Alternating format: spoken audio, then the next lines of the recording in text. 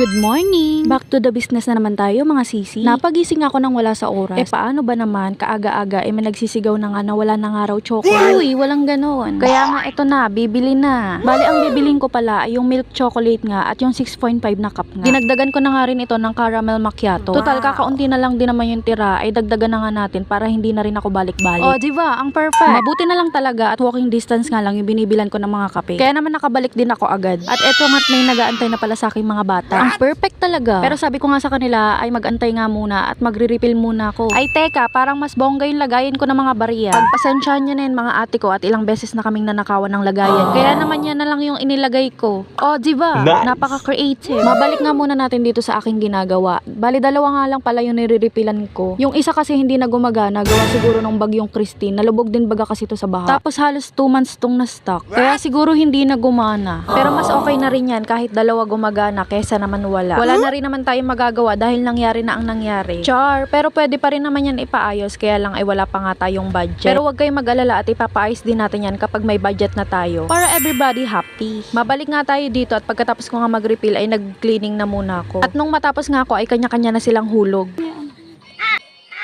Sa totoo lang, ito nga yung isa sa mga problema ko dito. Dahil nga, puro bata yung mga customer ko dito, ay nakakahagas minsan kasi nga napapaso sila dun sa kape. Kaya naman pinag-iisipan ko kung ano nga ba yung mas magandang gawin. Kawawa naman kasi pag napapaso at minsan nga ay natatapunan pa ng kape. Kaya naman kung may mga suggestion kayo dyan, ay i-comment nyo na yun sa baba. Para naman hindi na mapaso ito mga bulinggit na ito. O, diba? Ang cute! Kaso kawawa pag natapunan. So, ayun na lang muna mga sisi. Thank you for watching.